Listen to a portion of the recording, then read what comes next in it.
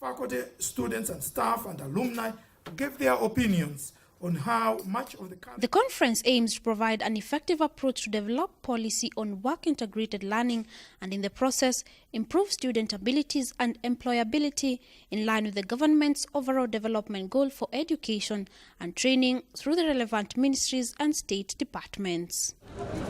While giving his keynote address, Dr. Kevit Desai, Principal Secretary for Vocational and Technical Training, Ministry of Education, highlighted the need for partnerships that will aid the ministry in the implementation of the policy of the work-integrated learning. And I do look forward to these draft documents, which we hope to implement as government as quickly as possible. This is one of the most important priorities and the most important issue at this particular time in our reforms. And I seek your support to ensure that we're able to come to a complete finalization of this, but also with a view that the partnerships that we create, whether they're internationally or locally developed, continue as we unfold the entire national system of work-integrated learning throughout the country. He went on to outline the ministry's expectations once the policy of work-integrated learning is adopted in the country. We expect a lot of innovation within the work-integrated learning structure, the promotion of sustainability. This cannot be a value proposition for CSR to the productive sector. It's actually a meaningful value proposition in terms of their sustainability and transformation. And to get us to develop the frameworks and structures to that level becomes absolutely crucial. We are, after all, looking at highly innovative structures which go beyond simple internships or apprenticeships.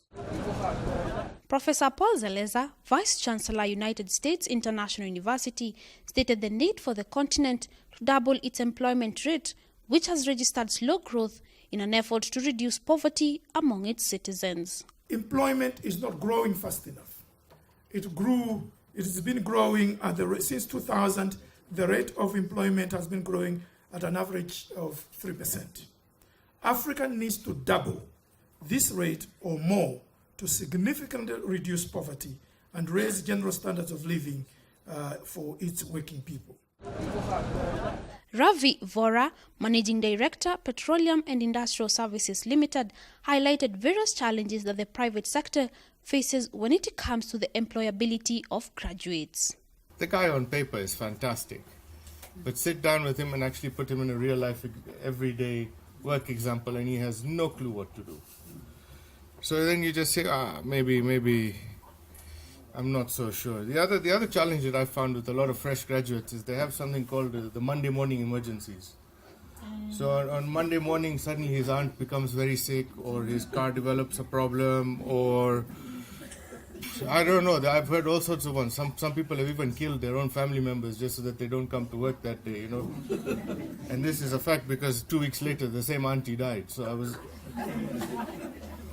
I don't want to get into that. But basically what it means is that a millennial thinks to himself, I can come to university, study for 4 years, finish my study, and now I know everything I need to do to go do my job. That couldn't be further from the truth. I learned more outside university than I did in university.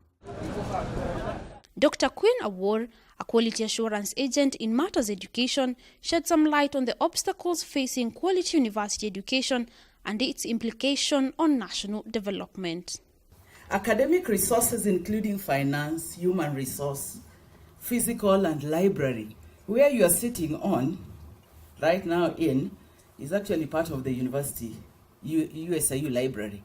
How many of the libraries outside there in public university has this facility on the outskirts?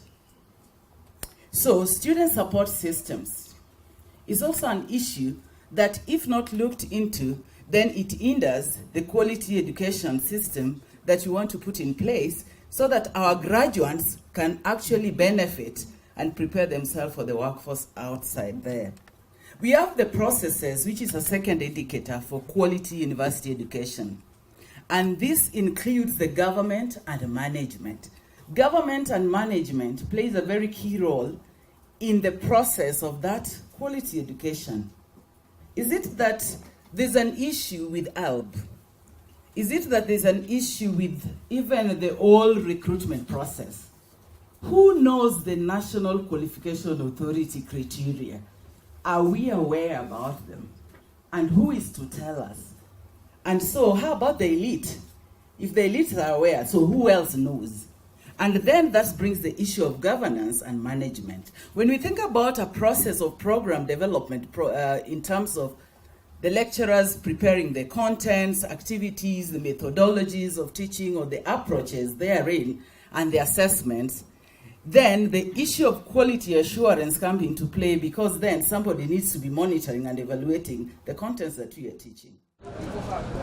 She went on to state the proposed recommendations that will see a smooth implementation of the policy. To address the challenges, in my view, and from what my research has shown, is that there is an urgent compulsory need for effective quality assurance mechanisms put in place in each and every university to actually monitor and enhance the quality delivery.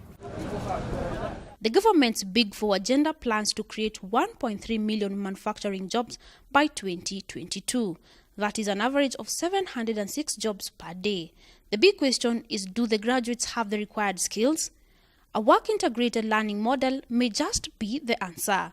Reporting for Brand Plus TV Business News, I am Daisy Wambua.